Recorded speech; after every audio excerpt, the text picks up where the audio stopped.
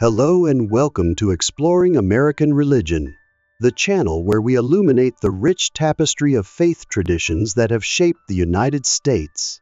Today, we embark on a journey through an extraordinary story, the rise and development of the Catholic Church in America. Our guide is the book A History of the Catholic Church in the United States, which unfolds how Catholicism, once a small minority in a predominantly Protestant nation, became a thriving and influential force in American society. In this multi-part deep dive, we'll explore how Catholic settlers carved out communities amid religious hostility in colonial times, the Church's role in education, politics, and social justice, especially during massive immigration waves, the impact of major historical events, the American Revolution, Civil War, immigration booms, and modern cultural shifts on Catholic institutions. Ongoing debates over Catholic identity in an increasingly secular and diverse nation. Before we plunge into the early chapters, don't forget to like, comment, and subscribe to Exploring American Religion for more insights into America's religious heritage. What intrigues you most about Catholic history in the United States? Let's discuss in the comments below. Now, let's begin part 1 of our extended analysis, the early foundations of Catholicism in the New World, focusing on the colonial era and the establishment of Maryland as a Catholic refuge. Chapter 1, Colonial Rots and the Maryland Experiment, 17th century. 1.1. Early Catholic explorers in North America.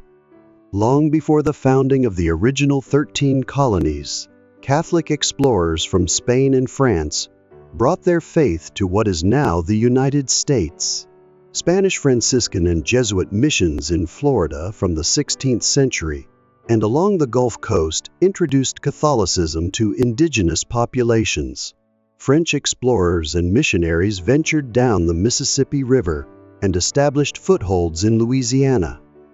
However, the Catholic presence in the English colonies was far more precarious.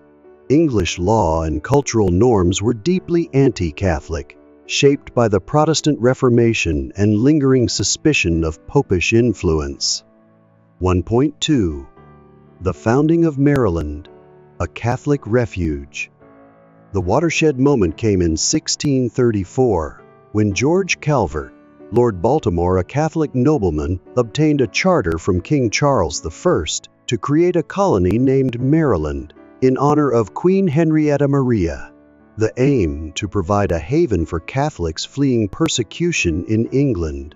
The first settlers, led by Leonard Calvert, George's brother, arrived on 2 ships, the Ark and the Dove, landing at St. Mary's City. Religious toleration. Early on, Maryland adopted a policy of relative religious freedom. The Act of Toleration 1649 was one of the earliest laws granting legal protection to Christian denominations, though non-Christians were still vulnerable. Tensions emerge. Protestant migrants soon outnumbered Catholics, leading to conflicts. By the late 17th century, Catholicism was again restricted under Protestant-dominated assemblies, and full toleration faded. Still, Maryland retained a notable Catholic community that survived through discreet worship and strong family networks. 1.3. Catholicism under British colonial rule. By the late 1600s, the Glorious Revolution in England 1688 further cemented anti-Catholic laws, impacting Maryland's governance. Catholics faced legal disabilities. Catholics were barred from voting or holding public office in many colonies, including Maryland after 1689. Secret worship. Public masses were often illegal. Priests ministered in private chapels. Limited clerical support. Few Catholic clergy could safely serve in British America, leaving isolated congregations, reliant on occasional visiting priests. Nevertheless, Catholic settlers in Maryland and scattered pockets in Pennsylvania where William Penn's toleration extended to Catholics persevered. They developed a distinct Catholic identity that valued familial piety, hidden chapels, and strong lay leadership. Chapter 2. The 18th Century. Struggles and Growth. 2.1. Catholic Missions in French and Spanish America. While British colonies restricted Catholic practice, French and Spanish territories offered more institutional support. In Louisiana, under French control until 1763, and again briefly under Spanish rule, Catholic parishes served a diverse population of French settlers, African slaves, and indigenous peoples. In Spanish Florida, mission work especially by Franciscans continued, although conflicts with English forces led to repeated destruction of mission settlements. Cultural exchange. Catholic missions introduced European liturgical music, architecture, and devotions, while also adopting indigenous art styles and languages. Geopolitical shifts. The 7 Years' War, 1756-1763, led to France ceding much of its North American territory to Britain and Spain, reshaping Catholic demographics. 2.2. The Catholic role in the American Revolution, 1775-1783. By the mid-18th century, anti-Catholic sentiments remained strong among many English colonists. However, a history of the Catholic Church in the United States reveals surprising alliances during the Revolution. French alliance. France's assistance to the American rebels, motivated largely by rivalry with Britain, also brought Catholic chaplains and cultural interactions. Charles Carroll of Carrollton, a Maryland Catholic. He was the only Catholic signatory of the Declaration of Independence. Recruitment of Catholic soldiers. Despite lingering prejudice, Catholic patriots fought in the Continental Army, helping to reduce some anti-Catholic biases. The Treaty of Paris, 1783, recognized American independence, and Catholics emerged with greater respect, though not yet full equality in all states. 2.3. Post-Revolution consequences for American Catholics. After independence, state establishments of religion persisted in some regions. Catholics still faced discrimination in places like Massachusetts, where laws favored congregationalism. However, the Constitution 1787 and the First Amendment 1791 set a foundation for religious liberty at the federal level. Catholics seized the opportunity to expand schools and parishes, guided by bishop appointments from Rome. John Carroll, 1735-1815, a key figure in organizing the American Catholic Church post-Revolution. Named the first U.S. bishop in 1789, he oversaw the creation of new dioceses and the establishment of Georgetown College, 1789. Gradual acceptance. While prejudice lingered, Catholic communities began to flourish in states that permitted religious pluralism, especially Pennsylvania and New York. By the late 18th century, Catholicism in America was poised for significant growth, thanks to a combination of constitutional protections, a growing Catholic elite, and the upcoming waves of immigration. Chapter 3. The Immigration Boom and Expanding Catholic Institutions. Early 19th century, 1850s. 3.1. The early 1800s, setting the stage for immigration. As the United States emerged from the Revolutionary period and established its Constitution, religious liberty became enshrined at the federal level. Despite ongoing local prejudices, Catholics found new opportunities to practice openly. Meanwhile, the nation's westward expansion and economic growth created a demand for labor, setting the stage for massive immigration that would transform the church. John Carroll's legacy. America's first Catholic bishop, later Archbishop of Baltimore, died in 1815, leaving behind a more organized hierarchy. Carroll oversaw the formation of dioceses in Boston, New York, and Philadelphia. These dioceses would later serve the huge influx of newcomers from Europe. Frontier missions. Priests and religious orders began venturing west of the Appalachian Mountains, planting parishes in territories that would become Ohio, Kentucky, Missouri, and beyond. These small outposts often ministered to scattered Catholic families or served as mission centers for Native American evangelization. 3.2. Irish Catholic Immigration, 1820s, 1850s. One of the most influential groups to reshape American Catholicism was the Irish, driven by poverty and political turmoil back home. The Potato Famine, 1845-1852, drastically accelerated Irish emigration. By the mid-19th century, urban concentration. Large Irish communities formed in cities like New York, Boston, Philadelphia, and Baltimore. They built parishes, schools, and charitable societies, fostering a distinct Irish Catholic identity in the U.S. Labor and politics. Irish immigrants often took on manual labor building canals, railroads, and city infrastructure. Over time, they leveraged their growing numbers to influence local politics, e.g., Tammany Hall in New York. Anti-Catholic sentiment. Nativist groups like the Know-Nothings arose, fearing Catholic loyalty to the Pope undermined American democracy. Riots and church burnings occasionally erupted in places like Philadelphia, 1844, fueling tension.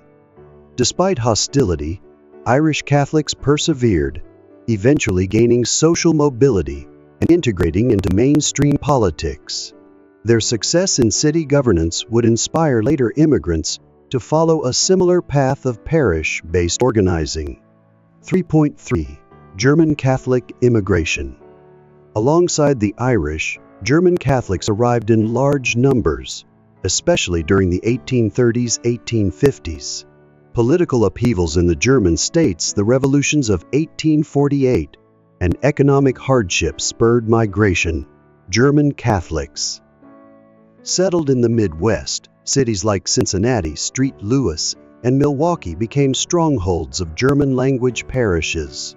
Newspapers and cultural organizations preserved language and customs. German-speaking parochial schools and benevolent societies helped maintain ethnic identity, while also cooperating with Irish-led diocesan structures. Tension with Irish hierarchy. Some German Catholics resisted English-speaking bishops, petitioning Rome for German-born leaders. This interplay of ethnicity and faith shaped a multicultural Catholic Church where multiple languages coexisted under one hierarchy. The history of the Catholic Church in the United States argues that the arrival of Irish and German Catholics in the early to mid-19th century laid the groundwork for a truly national Catholic presence. Though concentrated in the Northeast and Midwest, these communities began constructing cathedrals, seminaries, and charitable institutions, setting the stage for even greater waves of Catholic newcomers. Chapter 4. Mid-19th Century, Nativism, Institution Building, and Civil War. 4.1. Intensification of anti-Catholic nativism. As Irish and German Catholics gained visibility, nativist anti-immigrant, anti-Catholic sentiment soared in the 1840s-1850s. The Know-Nothing Party, officially the American Party, exploited fears that Catholics would obey the Pope rather than uphold American democracy. Key developments. Philadelphia riots, 1844, sparked by disputes over Bible reading in public schools. Protestant mobs attacked Catholic neighborhoods, burning 2 churches and causing fatalities. Political gains. Know-Nothings won governorships and congressional seats in states like Massachusetts, pushing for restrictions on immigrant voting rights and Catholic schooling. Catholic response. Church leaders instructed priests and laity to remain calm, build alliances with sympathetic Protestants, and emphasize Catholic patriotism. Over time, nativism waned but left lasting scars. 4.2. Catholic institution building, parishes, schools, and hospitals. Despite hostility, Catholics thrived by erecting parishes and charitable networks. Parochial schools. Bishop John Hughes of New York championed Catholic education to protect children from overtly Protestant public schools. The success of parochial schools in New York set a national precedent. Religious orders. Communities like the Sisters of Charity, Jesuits, and Christian Brothers expanded schools, orphanages, and hospitals. These institutions cemented Catholic identity and provided social services to immigrants. Seminaries and colleges. Seminaries such as Mount St. Mary's in Emmitsburg, founded 1808, grew in stature, training an American clergy. Colleges like Villanova, 1842, and Notre Dame, 1842, emerged, forging a Catholic intellectual tradition. By the 1850s, the American Catholic Church had a robust institutional framework, partly financed by immigrants' sacrifices and generosity. This network would be crucial in sustaining community cohesion during future crises. 4.3. The Civil War, 1861-1865, and Catholic alignments. When the Civil War broke out, Catholics, like other Americans, were split along regional lines. A history of the Catholic Church in the United States highlights key points. Union versus Confederacy. While Catholic bishops in the North generally supported the Union, Southern bishops endorsed Confederate sovereignty. Priests and laity from both sides served as chaplains, nurses, or soldiers. Irish brigades. Notably, Irish regiments, such as the famous Irish Brigade, fought heroically for the Union, hoping to prove Catholic loyalty. Their courage helped diminish some anti-Catholic prejudice. Post-war Reconstruction. Catholics in the South faced devastation of parishes and schools. Yet religious orders also assisted in rebuilding. The Freedmen's Bureau occasionally collaborated with Catholic nuns, offering charitable services to newly freed slaves. By 1865, Catholic immigrants had proven their commitment to the American cause, sowing seeds for broader acceptance. However, the war's aftermath revealed deep regional and ethnic fault lines within the Church, foreshadowing tensions over race, social justice, and national identity. Chapter 5. Post-Civil War Growth, Industrialization, and the Gilded Age Catholicism. 5.1. Reconstruction 1865-1877 and Catholic Challenges. Following the Civil War, the nation underwent Reconstruction, aiming to reunify the country and integrate newly freed African Americans into civic life. For American Catholics, Southern parishes in ruin, many churches in the South were damaged or destroyed. Bishops and religious communities scrambled to rebuild. Freedmen's Bureau recuperation. Some Catholic nuns assisted in teaching freed slaves. While relations with the Bureau were cordial at times, Catholics remained a minority in the South, overshadowed by Protestant denominations. Increased tolerance. The heroism of Catholic soldiers in the war tempered some nativist attitudes, but suspicion lingered in certain Protestant strongholds. 5.2. The Gilded Age, 1870s-1900 and Catholic urbanization. During the Gilded Age, rapid industrialization and the rise of big cities brought new opportunities and challenges for the Catholic Church. Immigrant waves. Beyond Irish and Germans, Italians, Poles, and Eastern Europeans arrived in droves. Catholic parishes multiplied in urban centers like New York, Chicago, Detroit, and Pittsburgh. Parish as a social hub, churches functioned not just for worship but also as cultural centers. offering language schools, job networks, and social clubs that preserved ethnic identities. Labor and social issues. Catholic leaders, influenced by papal encyclicals like Rerum Novarum, 1891, began supporting labor rights, emphasizing the dignity of work. This approach resonated with Catholic laborers facing harsh factory conditions. Conflict over Americanism. Some European clergy feared that American Catholics were adopting too many democratic ideals, diluting church authority.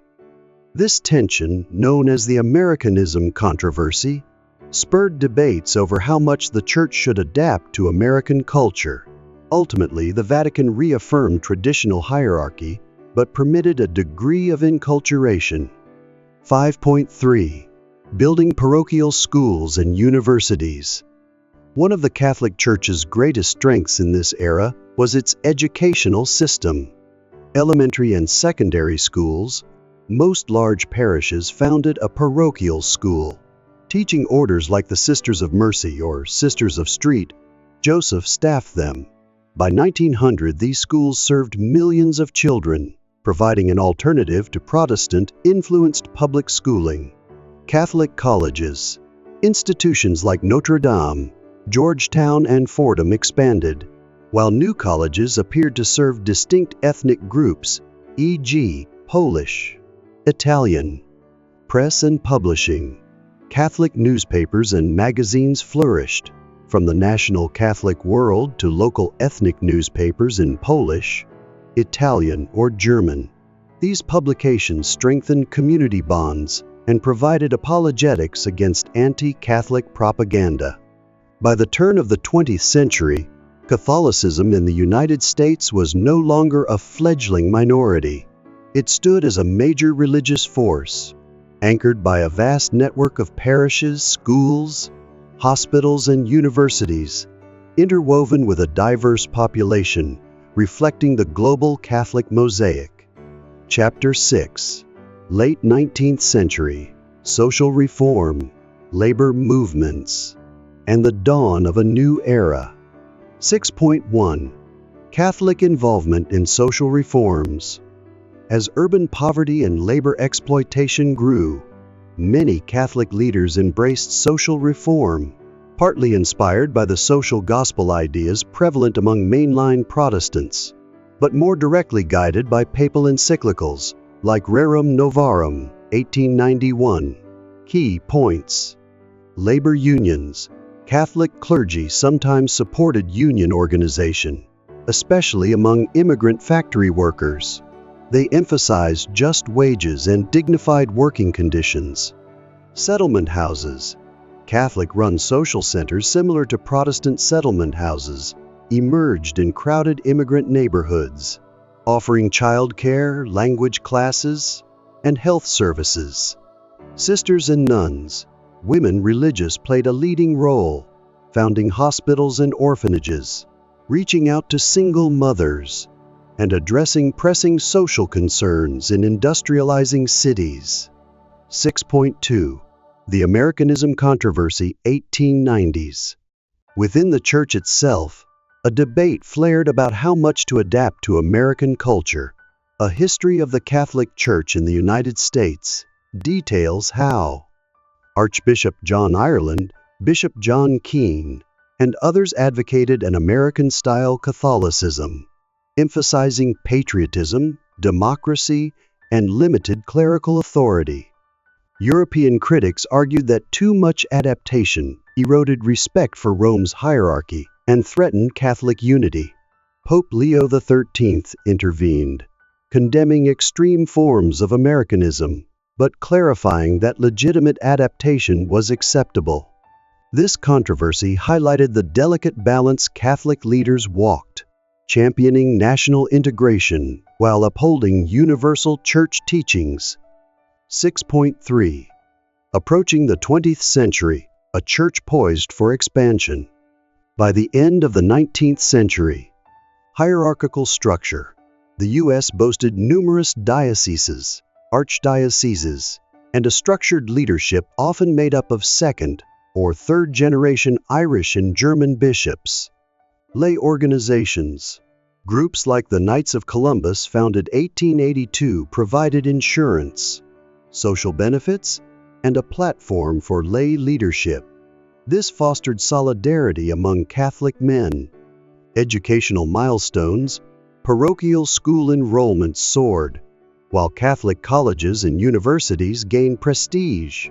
Catholic intellectuals engaged in broader debates about science, scripture, and philosophy, interacting with secular academia. Thus, on the eve of the 20th century, American Catholicism stood as a robust institution still facing pockets of prejudice, but increasingly recognized as a bedrock in many immigrant-heavy cities. The stage was set for further growth, as even larger immigration waves would crash upon American shores in the early 1900s. Chapter 7. Early 20th Century. Immigration Waves and Parish Expansion. 7.1. The Italian and Eastern European Catholic Surge, 1890s, 1920s. By the turn of the 20th century, the United States witnessed an unprecedented influx of Italian and Eastern European immigrants, Poles, Slovaks, Ukrainians, Lithuanians, and more. A history of the Catholic Church in the United States highlights how these newcomers dramatically altered the Catholic demographic landscape. Italian Catholics, fleeing poverty and political turmoil. Italians settled in northeastern cities, New York's Little Italy, Boston's North End, Philadelphia's Italian market area. They often faced prejudice, even from Irish American Catholics, due to language barriers, cultural differences, and distinctive folk devotions, e.g., feast processions. Over time, national parishes emerged to serve Italian language masses and pastoral needs. Polish and other Slavic groups. Poles established tight-knit communities in Chicago, Detroit, Milwaukee, Buffalo, and Cleveland. They built large Polish national parishes, known for grand churches with iconic architecture. Meanwhile, Slovaks, Ruthenians, Eastern Rite Catholics, and others formed their own parishes, each preserving Old World liturgical traditions. 7.2. Tensions over national parishes and episcopal authority. This flood of diverse Catholic ethnicities sparked debates about how best to integrate them into diocesan structures, typically led by Irish or German clergy. A history of the Catholic Church in the United States discusses recurring issues. Bishops' concerns. Some diocesan bishops worried that national parishes organized by ethnic lines could fragment local church unity. They advocated a single parish per territory, with multi-ethnic mass schedules. Ethnic pride. Immigrant groups insisted on homilies, confessions, and catechesis in their native tongues. They saw separate parishes as crucial for maintaining identity, traditions, and devotions. Appeals to Rome. When conflicts arose, ethnic communities sometimes appealed directly to the Vatican, seeking permission to establish separate parishes or to bring priests from their homeland. Over time, a compromise emerged in many dioceses, allowing national parishes for certain groups while encouraging gradual integration. Thus, a city might host multiple Catholic parishes within a few blocks, each celebrating Mass in a different language. 7.3. Catholic societies, fraternal organizations, and mutual aid. As these immigrant communities grew, they formed mutual aid societies and fraternal organizations to address social and financial needs. Italian mutual benefit societies provided funeral assistance, healthcare funds, and job referrals. Polish Roman Catholic Union of America, founded 1873, offered life insurance, scholarships, and cultural events. Knights of Columbus continued to expand, now welcoming Italians, Poles, and other ethnicities into its ranks, fostering a pan-ethnic Catholic unity based on shared faith and American Catholic patriotism. By 1920, the Catholic Church in America was a mosaic of different languages, customs, and devotions yet united under the authority of local bishops in communion with Rome. This multi-ethnic reality provided resilience, but also stirred ongoing debates about assimilation versus cultural preservation. Chapter 8: The Progressive Era, World War I, and the Roaring Twenties. 8.1 Catholicism and the Progressive Era, 1890s-1910s. Parallel to the influx of new immigrants, progressive reform movements swept across the United States, targeting corruption, labor abuses, and urban poverty. A history of the Catholic Church in the United States describes how Catholics engaged with progressive ideas, albeit with their own nuances. Social action versus social gospel. While Protestant social gospel leaders framed reforms in specifically evangelical terms, Catholic social teaching drew on Rerum Novarum, 1891, emphasizing worker rights, just wages, and moral responsibility from an explicitly papal perspective. Catholic charities. Dioceses established charities to address housing, unemployment, and public health. Religious orders, especially women religious, tackled child welfare, maternity care, and soup kitchens. Intersection with labor movement, many Catholic laypeople joined labor unions, notably in manufacturing hubs.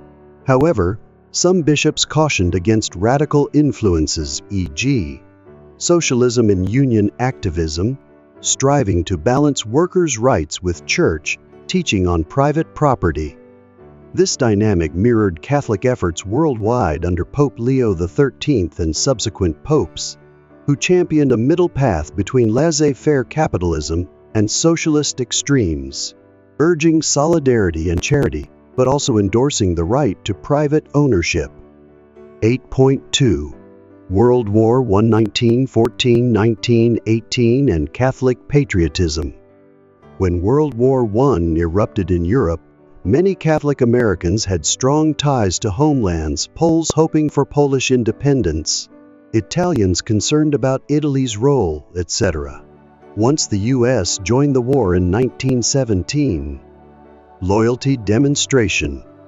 Catholic leaders encouraged enthusiastic participation in war bonds and volunteerism, highlighting that Catholics were fully loyal to America. Ethnic tensions. Some German Catholics faced suspicion as anti-German sentiment rose. However, most overcame these challenges by visibly supporting the U.S. war effort. Chaplaincy and relief. Catholic priests served as military chaplains in Europe, while Catholic charities at home raised funds for soldiers' families and European refugees. The war ended in 1918 with an Allied victory, and Catholic Americans emerged more confident, having proven their commitment. Still, post-war anxieties over radicalism, the Red Scare, sometimes bled into lingering anti-immigrant sentiments that affected Catholic communities. 8.3 The Roaring Twenties, Nativism reborn, yet Catholic institutions flourish. The 1920s brought economic prosperity for many Americans, but also revival of nativism. The Immigration Act of 1924 imposed strict quotas, especially disadvantaging Southern and Eastern Europeans, many of whom were Catholic. Groups like the Ku Klux Klan revived, now targeting Catholics alongside Black Americans and Jews. Urban Catholic confidence. Despite nativist hostility, Catholic parishes in booming cities expanded schools, youth programs, CYO, Catholic youth organization, and social clubs. Political visibility. The rise of Al Smith, the first Catholic to secure a major party nomination for President 1928, exemplified growing Catholic influence, though Smith's defeat revealed persistent anti-Catholic bigotry. By the late 1920s, the Church seemed poised to continue growing and integrating further into the American mainstream. However, the looming Great Depression would soon test Catholic charitable structures, forcing clergy and laity alike to respond to unprecedented economic collapse. Chapter 9. The Great Depression and the New Deal 1929-1939. 9.1. The Stock Market Crash of 1929 and Catholic Communities. The Roaring Twenties ended abruptly with the stock market crash of 1929, plunging the nation into the Great Depression. A history of the Catholic Church in the United States highlights the profound impact on Catholic parishes, especially in urban immigrant enclaves already grappling with poverty. Unemployment crisis. Many Catholic factory workers, dock laborers, and construction teams lost jobs. Families relied on parish-based charities for basic necessities, food pantries, rent support, and emergency loans. Rise in parish solidarity. Hardship reinforced communal bonds. Parish priests organized volunteer networks to distribute donated goods, often with the assistance of religious sisters. Lay organizations like the Knights of Columbus expanded relief funds. Rural Catholic hardships. Catholic farmers in the Midwest also struggled. Dioceses in agricultural regions set up farm relief drives, encouraging more fortunate parishioners to share produce and livestock.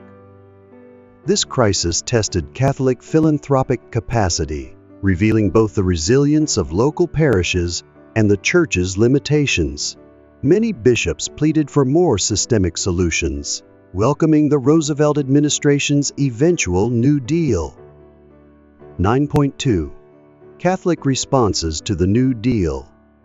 President Franklin D. Roosevelt launched the New Deal in 1933, a series of federal programs aiming to combat unemployment and poverty. The Catholic Church showed varying reactions. Clergy support. Many urban priests endorsed New Deal measures like the Works Progress Administration (WPA) and Civilian Conservation Corps (CCC). As these programs helped parishioners find work, bishops recognized an alignment between New Deal ideals and Catholic social teaching on solidarity and aiding the poor. Critics and extremists.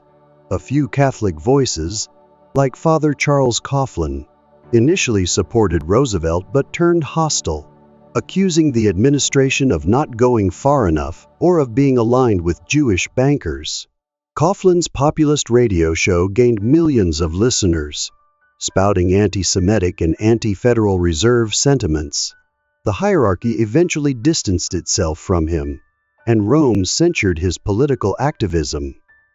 Institutional cooperation. Catholic charities in many cities coordinated relief with federal agencies. While some nativists feared Catholic infiltration, in practice, Catholic laypeople served as social workers, bridging faith-based assistance and government welfare programs. By the late 1930s, the Depression persisted, but church-run schools, hospitals, and charities had become integral to local safety nets.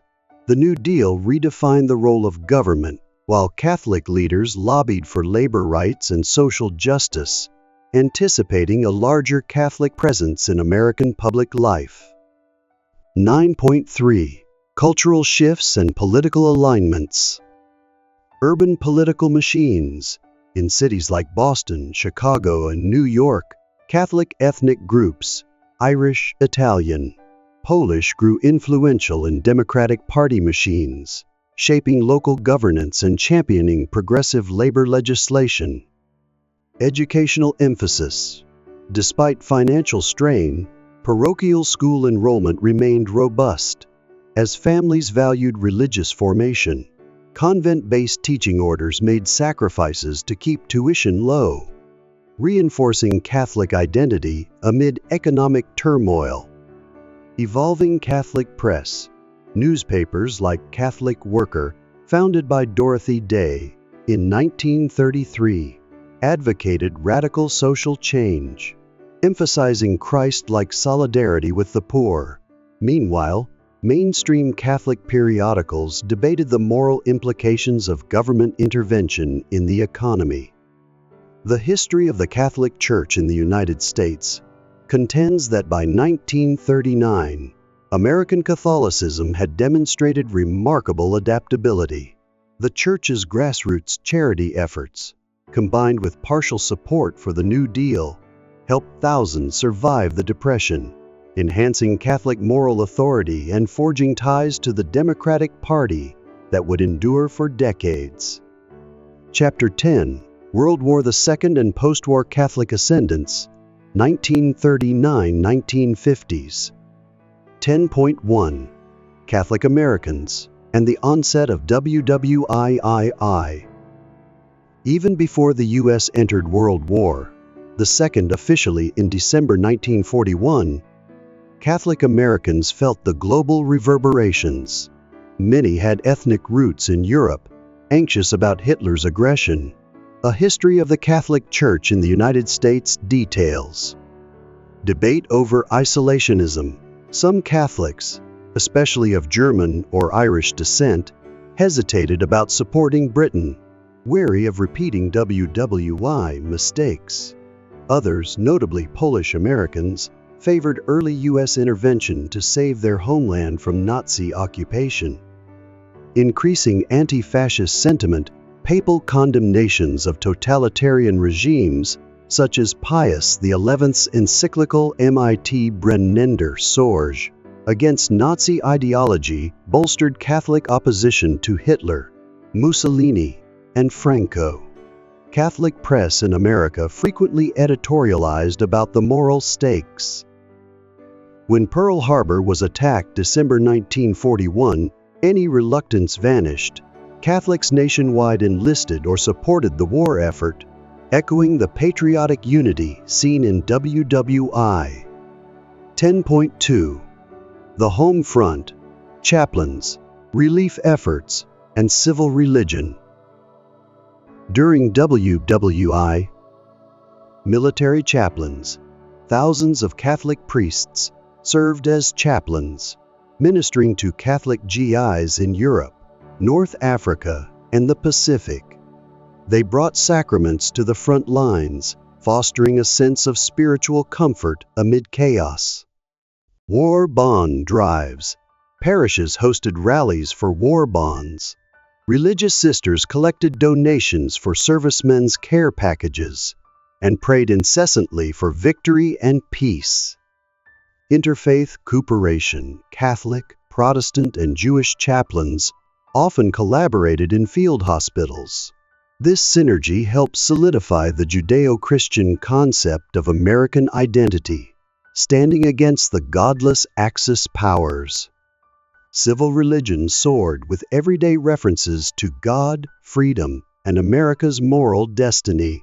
Catholics, long a minority, found broader acceptance as they demonstrated sacrificial commitment. This unity, however, still masked underlying prejudices against African Americans and other minorities in the segregated armed forces. 10.3 Post-war boom and the Catholic suburbanization. Victory in 1945 ushered in an era of economic prosperity.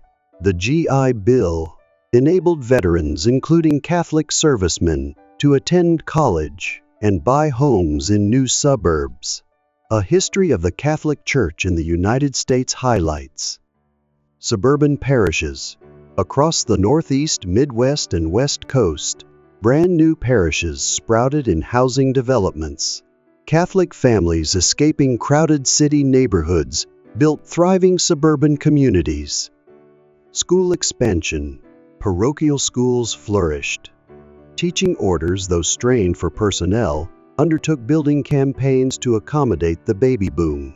Coupled with the state's resources, Catholic young people had unprecedented educational opportunities. Influence in politics. Catholic voting blocs in urban centers remained powerful, often reinforcing the Democratic coalition that had begun under Roosevelt. However, the Cold War soon introduced new complexities: anti-communist fervor, that sometimes fueled suspicions of Catholic loyalty to Rome, ironically reminiscent of older nativist fears. By the early 1950s, American Catholicism was riding high a rapidly growing membership, robust institutions, and a newfound cultural acceptance that sometimes manifested in an assertive Catholic presence in civic life. Chapter 11, John F. Kennedy, Vatican II and the Civil Rights Era, 1950s, 1960s. 11.1. The Catholic Presidential Milestone, John F. Kennedy, 1960. By the late 1950s, American Catholics were increasingly integrated into the nation's social and political fabric. The biggest symbol of this ascendancy came in 1960, when John F. Kennedy, JFK, a Democrat and devout Catholic from Massachusetts, secured the party's nomination for president. A history of the Catholic Church in the United States underscores the significance of JFK's campaign. Religion in the spotlight. Many Protestants worried that Kennedy would take orders from the Pope. Anti-Catholic bias resurfaced in some quarters, reminiscent of earlier nativist scares. Kennedy's Houston speech 1960, to assuage fears, JFK addressed the Greater Houston Ministerial Association, declaring his belief in an absolute separation of church and state, and promising he would not let Catholic doctrine dictate public policy. Narrow victory. Despite hostility, Kennedy won a close election against Richard Nixon, becoming the first, and thus far, only Catholic president in U.S. history until Joe Biden in 2021. Kennedy's victory symbolized Catholic assimilation at the highest level. However, it also opened debates about the tension between personal faith and public service.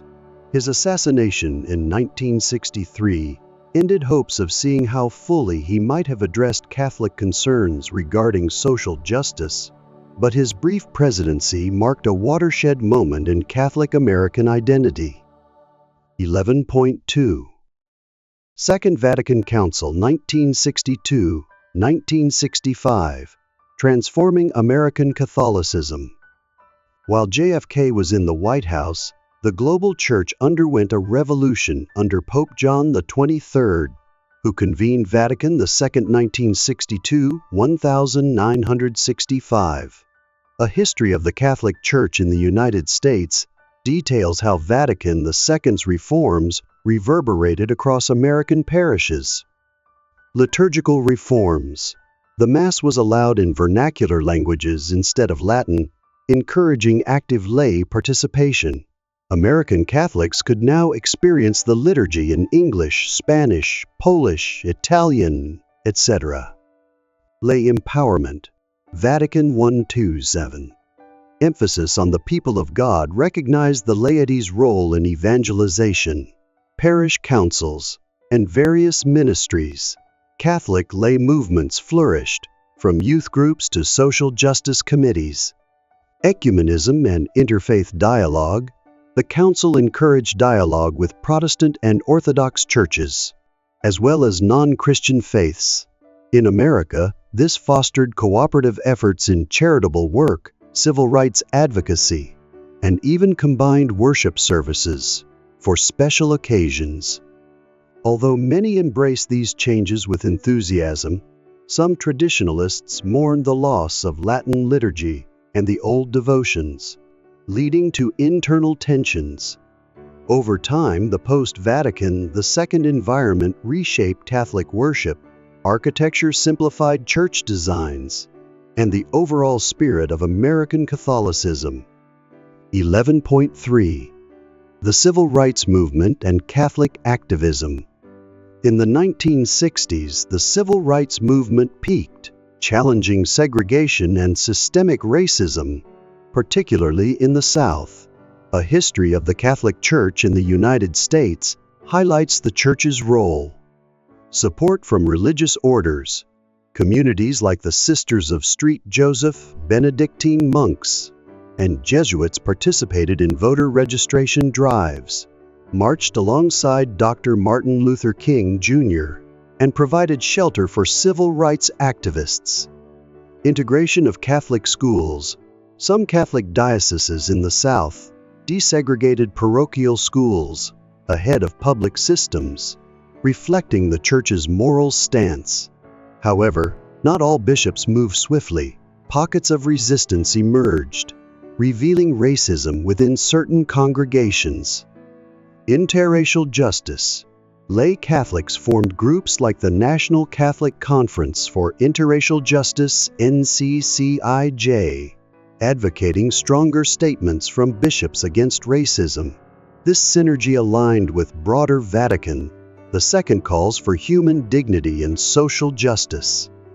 By the late 1960s, Catholicism in America had been irrevocably touched by both JFK's presidency and Vatican II, forging a more open, socially engaged church. Yet, as the decade closed, new controversies over birth control. The 1968 encyclical Humanae Vitae, war protests and cultural revolutions signaled further upheavals ahead. Chapter 12, late 1960s, 1970s, cultural revolutions, Humanae Vitae, and the beginnings of a modern Catholic debate. 12.1 Cultural upheaval, anti-war movements and counterculture. The late 1960s saw anti-Vietnam War protests, the sexual revolution, women's liberation, and counterculture movements. A history of the Catholic Church in the United States highlights how these transformations affected Catholic parishes and lay attitudes. Youth activism. Catholic college students participated in demonstrations, and campus chapels became spaces for debates over pacifism, civil disobedience, and the moral legitimacy of the war. Questioning authority.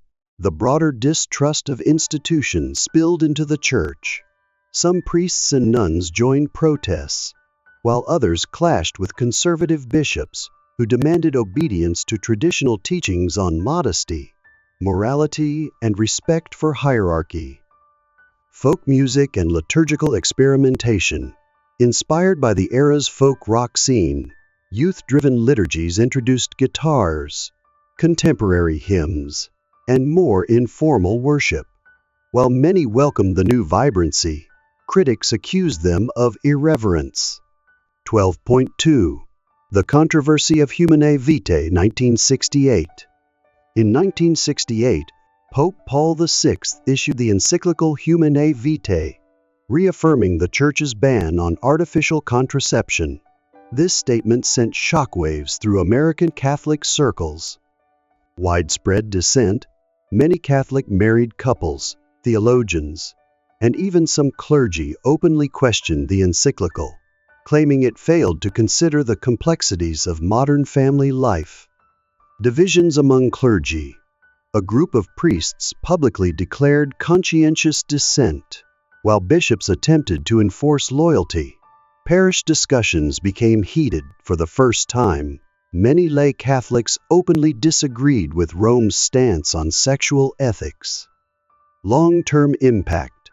The Humanae Vitae controversy fueled discussions on authority versus individual conscience that still echo today.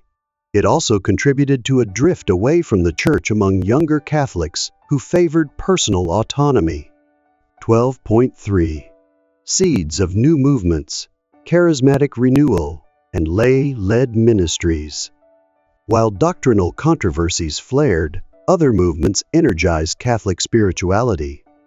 Charismatic renewal emerged in the late 1960s among college students at Duquesne University and spread rapidly, emphasizing baptism in the Holy Spirit, speaking in tongues, and prayer groups. It appealed to Catholics seeking more emotional worship experiences. Lay ministries. Vatican I-7's call for increased lay participation led to the birth of new ministries: lectors, Eucharistic ministers, catechists, and parish councils. These empowered laypeople in liturgical and decision-making roles. Ecumenical collaboration. Some Catholic parishes joined local Protestant congregations in social activism soup kitchens, anti-poverty campaigns, civil rights marches. This cooperation bridged denominational divides, although official theological differences remained. By the 1970s, the American Catholic Church was a tapestry of progressive activism, conservative backlash, spiritual renewal, and doctrinal disputes, setting the stage for the more polarized environment that would unfold in the 1980s. Culture Wars. Chapter 13. The 1980s-1990s. Culture Wars. Pro-life movement. And John Paul I.'s influence. 13.1. The rise of the culture wars in the 1980s. By the early 1980s, American society experienced a new wave of ideological polarization, often termed the culture wars. A history of the Catholic Church in the United States places Catholicism squarely in these battles. Abortion debates. The Supreme Court's Roe v. Wade 1973 decision had already galvanized conservative Protestants. By the 1980s, Catholics long anti-abortion found common cause with evangelical groups, forming a robust pro-life coalition. Bishops regularly issued pastoral letters defending the unborn, while Catholic laity organized marches, prayer vigils, and crisis pregnancy centers. School prayer and morality. Conservative Catholic voices joined Protestant evangelicals, advocating a return to religious expressions in public schools and a moral curriculum. Liberals, including many mainline Catholics, warned that official prayer risked violating religious liberty. Same-sex rights and sexual ethics. As the AIDS crisis emerged, Catholic leaders advocated compassion for sufferers, but upheld church teaching on homosexuality. Meanwhile, some lay Catholics demanded more inclusive stances, sowing tension between official doctrine and grassroots activism. These cultural flashpoints, from abortion to LGBTQ+ issues, revealed internal Catholic splits. Progressive Catholics championed social justice and personal conscience, while conservatives stressed obedience to magisterial teachings and tradition. The result was a church increasingly visible in public debates, albeit torn by internal disagreements. 13.2. The pro-life movement and Operation Rescue. In the 1980s, pro-life advocacy expanded dramatically. National Right to Life Committee, founded earlier, but gained momentum with new Catholic volunteers and donors. Political lobbying targeted congressional seats, presidential elections, and judicial appointments. Operation Rescue, an activist group famous for sit-ins at abortion clinics, sometimes leading to arrests. Many Catholic laypeople, priests and religious sisters participated or supported these direct action protests, believing civil disobedience justified in defending unborn life. Episcopal endorsements. Some bishops publicly praised Operation Rescue's zeal, while others cautioned about potentially alienating moderate Catholics. The internal tension mirrored a broader church struggle over how forceful activism should be in shaping secular law. Meanwhile, Catholic social teaching emphasized a consistent ethic of life, encompassing not just anti-abortion stances, but also opposition to capital punishment and nuclear war. This seamless garment approach, popularized by Cardinal Joseph Bernardin, aimed to unify Catholic moral positions. Yet not all pro-life activists embraced its breadth. 13.3. Pope John Paul II, 1978-2005, and his impact on American Catholicism. Pope John Paul II profoundly shaped global Catholicism. A History of the Catholic Church in the United States underscores his significance for American Catholics. Charismatic figure, elected in 1978, John Paul II's dynamic personality, global travels, and staunch anti-communism resonated in the U.S. during the Cold War. Millions attended his papal visits 1979, 1987, 1993, 1995, 1999. Moral conservatism. He reaffirmed traditional teachings on contraception, homosexuality, priestly celibacy, and the male-only priesthood. American Catholics who yearned for liberal reforms felt disillusioned, but conservative and moderate Catholics praised his clarity. Evangelization and youth. John Paul II emphasized the new evangelization, urging Catholics to repropose the faith in secular cultures. World Youth Days, introduced in 1985, drew large contingents of American youths. This impetus helped revitalize youth ministry and campus ministry programs in the U.S. By the late 1990s, John Paul II had become a beloved figure among many American Catholics. Yet his papacy also highlighted tensions, particularly on gender and sexuality, within a church struggling to balance tradition and the modern social landscape. Chapter 14. Late 1990s to early 2000s. Sex abuse, scandals, Dallas Charter, and a church in crisis. 14.1. Unfolding sex abuse revelations. As the 20th century ended, disturbing reports of clerical sexual abuse surfaced in various dioceses. But these disclosures initially garnered limited public attention. By the early 2000s, however, major news investigations, especially the Boston Globe's Spotlight Series 2002, revealed a widespread pattern of abuse and institutional cover-ups. A history of the Catholic Church in the United States underscores the profound impact. Public shock. Faithful Catholics felt betrayed upon learning that certain bishops had reassigned accused priests rather than removing them. Survivors' testimonies uncovered decades of trauma, fueling anger and demands for accountability. Media scrutiny. The Catholic Church, once revered for moral authority, faced intense journalistic investigations. Lawsuits multiplied, and several dioceses declared bankruptcy to manage legal settlements. Decline in trust. Mass attendance in certain areas dipped. Younger Catholics, already ambivalent due to cultural shifts, found the scandals a major deterrent to engagement.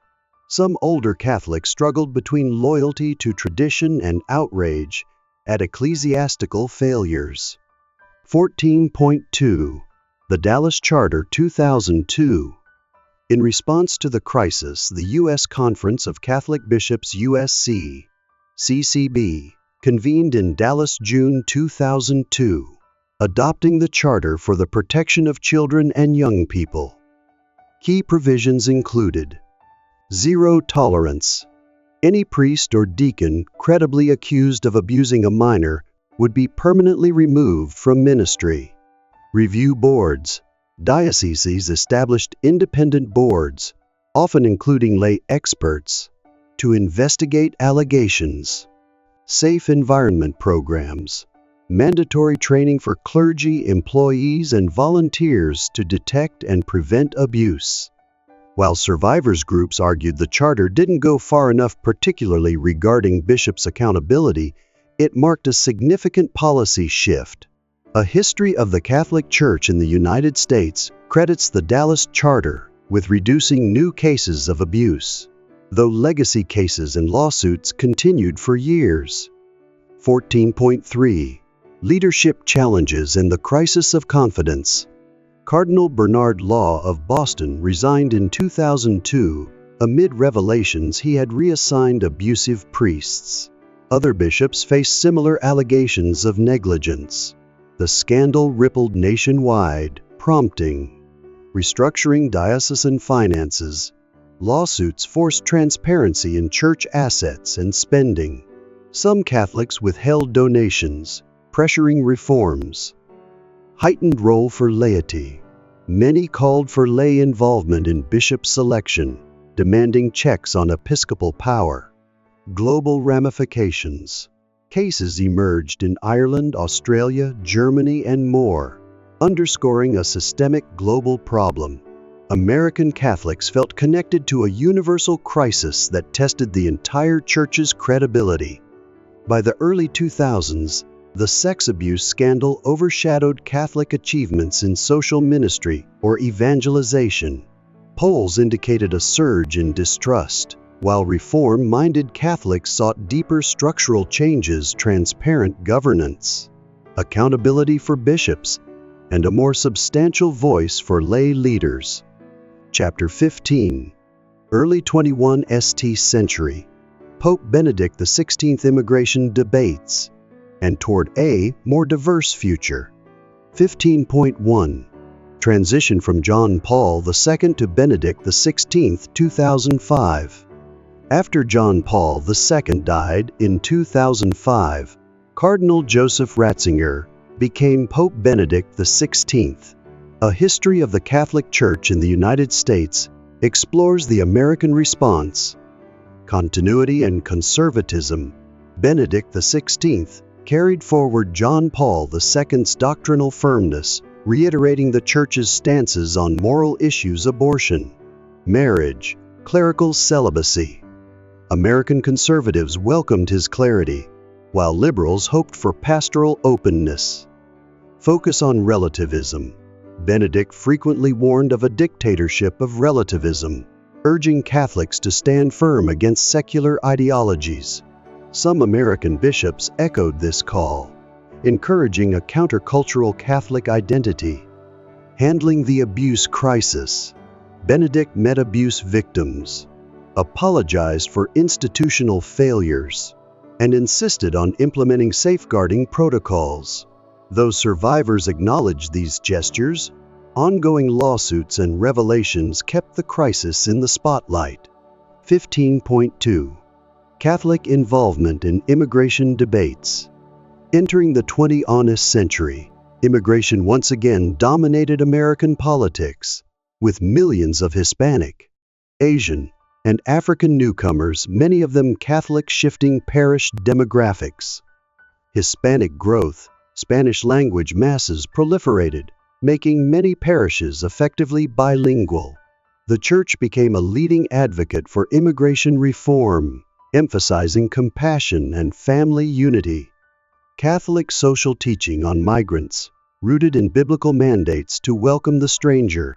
Bishops lobbied for humane legislation, resisting deportations and harsh border policies. The USCCB's Justice for Immigrants campaign gained visibility, but conservative Catholics sometimes dissented. Integration challenges. Some established Anglo parishes struggled to accommodate waves of new immigrants. Tensions flared over shared facilities, scheduling conflicts, and cultural differences in worship style. Despite these frictions, immigrant Catholics revitalized many urban dioceses facing declining vocations and membership.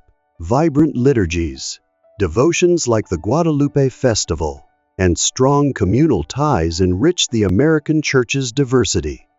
15.3. Technological shifts and emerging digital evangelism. With the rapid spread of social media, the Catholic Church in the U.S. encountered new possibilities and pitfalls. Online ministries, parishes live-streamed Mass, hosted online religious education, and created apps for prayers and daily readings. Some saw this digital presence as a necessary adaptation for modern evangelization. Catholic influencers, lay Catholics, priests, and religious sisters built large followings on YouTube, Twitter, Instagram, addressing theology, spirituality, apologetics, and social issues. This trend democratized Catholic discourse, but also led to debates over theological accuracy and accountability. E-controversies. Misinformation sometimes spread in Catholic social media circles. From conspiracy theories to radical traditionalist critiques, bishops grappled with how to guide or correct online Catholic voices operating outside diocesan oversight. By the early 2010s, The Church had weathered the worst of the sex abuse crisis, a leadership transition from John Paul II to Benedict XVI, and complex social-political challenges. Yet more changes beckon. Pope Francis's election in 2013 would again shift the global conversation, influencing American Catholics in unprecedented ways. Chapter 16, Pope Francis 2013 Present, New Emphasis, Controversies and the Future of American Catholicism. 16.1. The election of Pope Francis 2013. In March 2013, Cardinal Jorge Mario Bergoglio of Argentina became Pope Francis, the first pope from the Americas. For American Catholics, this was a monumental moment. A History of the Catholic Church in the United States describes the initial reactions. Latino representation. With a significant Hispanic population in the U.S. Church, many viewed Francis's Argentine background as a bridge between Rome and the Americas. Latino Catholics felt a renewed sense of connection to the global Church. Humility and simplicity. Pope Francis chose the name Francis in honor of St. Francis of Assisi, symbolizing poverty, humility, and care for the marginalized. His rejection of papal luxury resonated with many American Catholics seeking a more pastoral, less hierarchical image. Immediate impact.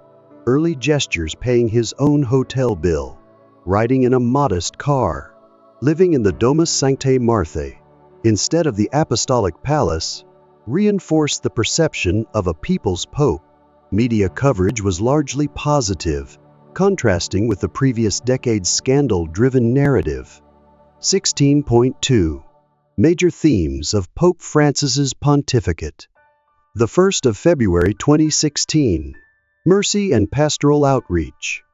From his first papal document, Evangelii Gaudium 2013, Francis stressed mercy, joy, and pastoral outreach. In the U.S., Synod on the Family 2014-2015, debates on divorce, remarriage, and pastoral care for same-sex couples generated extensive discussion among American bishops and laity. Francis's call to accompany those in irregular situations drew applause from some but also alarmed traditionalists. Jubilee Year of Mercy 2015-2016, American dioceses opened holy doors, organized confessions, and encouraged charitable works, following Francis's push to highlight compassion over strict legalism. Who am I to judge? Francis's off-the-cuff remark regarding gay priests became a media headline, reflecting his pastoral tone, though official doctrine remained unchanged. The 2nd of February 2016. Environmental Stewardship, Laudato Si 2015. One of Francis's most influential encyclicals, Laudato Si 2015, addressed the environmental crisis. Many American Catholics, especially younger generations, embraced this green Catholicism, seeing an alignment with earth care movements. However, some conservatives resisted, arguing the Pope ventured too far into political or economic realms. U.S. parish initiatives. Some dioceses launched parish-based green teams, adopting solar panels, recycling programs, and environmental education. Political reactions. Catholic legislators and lobbyists debated how to integrate Laudato Si's call for sustainability into domestic and global policy. The U.S. bishops generally welcomed the encyclical's moral framework, encouraging climate action consistent with Catholic social teaching. The 3rd of February 2016. Emphasis on the peripheries and social justice. Francis's repeated references to going to the peripheries appealed to American ministries serving refugees, immigrants, the poor, and the marginalized. Immigration advocacy. Building on past church efforts, Pope Francis's empathy for migrants reinforced U.S. bishops' pro-immigration stances, advocating more humane laws and opposing harsh deportation practices. Homeless outreach. Parishes in urban centers partnered with local charities to expand shelters, soup kitchens, and job training, echoing Francis's Church of the Poor vision. Racial inequality. Although Francis did not specifically address U.S. racial tensions in depth, his general calls for social justice encouraged Catholic leaders to speak against racism, especially after events like Ferguson 2014 and Charlottesville 2017. 16.3. Ongoing tensions, traditionalists, doctrinal disputes, and church governance. Despite Francis's popularity in media and among progressive circles, his papacy faced resistance from certain American conservative Catholics, worried he might dilute doctrinal clarity. Dubia controversy. High-profile cardinals questioned aspects of Amoris Laetitia, 2016, which opened pastoral paths for divorced and civilly remarried Catholics. Some U.S. bishops publicly supported the Pope's approach. Others insisted on stricter interpretations. Liturgical preferences. Traditional Latin Mass devotees felt marginalized by Francis's restrictions on the Tridentine Rite. They argued the Pope's emphasis on inculturation threatened continuity with pre-Vatican II traditions. Clerical abuse revisited. Although the Dallas Charter preceded Francis, new revelations like the Theodore McCarrick scandal 2018 shook American Catholics again. Critics demanded stronger papal oversight and a clearer accountability mechanism for bishops. 16.4. The Church's Future Path in 20 Honest Century America. A History of the Catholic Church in the United States concludes that Pope Francis's era further underscores Catholicism's pluralism in America. Diverse parish realities. Some parishes remain highly traditional, preferring older devotions and liturgical styles, while others experiment with contemporary music, lay preaching, and social activism. Synodality and consultation. Francis's repeated calls for synodality encourage more listening sessions, parish councils, and inclusive decision-making. In the U.S., certain dioceses have embraced this spirit, while others remain cautious. Resilience and renewal. Immigration continues to replenish Catholic ranks, yet secularization trends cause membership declines among younger Anglos. The Church invests in digital evangelization, youth ministries, and adult faith formation to remain relevant and vibrant. As the decade unfolds, Pope Francis's health, potential reforms, and the rise of new controversies, gender ideology, technology ethics will shape American Catholic discourse. The Church's capacity to dialogue bridging conservatives and progressives, immigrants and natives, older devotions and new pastoral methods will determine the shape of American Catholicism in the coming decades. Conclusion. The ongoing journey of American Catholicism. From the earliest colonial missions to the dynamic world of Pope Francis's pontificate, American Catholicism has navigated countless transformations, political upheavals, mass immigration, cultural revolutions, and global church reforms. Throughout these chapters, we've seen how Catholics in the United States have forged a path that simultaneously honors universal church teachings and local adaptation. They built schools, parishes, universities, charities, and advocacy networks, becoming integral to the nation's social and moral fabric. Where do we stand now? American Catholicism continues to grapple with issues like clerical abuse accountability, gender and sexuality debates, immigration justice, racial reconciliation, and global environmental concerns. The faithful remain diverse, spanning traditionalists devoted to the Latin Mass, progressive activists championing social justice, and multicultural communities revitalizing suburban and urban parishes. What is certain, the Catholic Church in America is not static. It's an evolving tapestry woven by new waves of immigrants, shaped by each pope's guiding vision, and tested by cultural shifts. The coming decades promise further adaptation as digital technologies, demographic changes, and moral challenges converge. Engage with exploring American religion. Thank you for joining this extensive exploration of a history of the Catholic Church in the United States. If you enjoyed this deep dive, please like this video to show your support. Comment below with your thoughts. Which period of Catholic history surprised or inspired you the most? Subscribe to Exploring American Religion for more in-depth content on American religious life, from Catholic developments to broader faith traditions. Your voice matters. Share your questions, critiques, or additional insights. Let's keep the conversation going. Together, we'll uncover new layers of understanding about how Catholicism, alongside other religions, continues to shape and be shaped by the American story. Turn on notifications so you never miss a new episode of Exploring American Religion.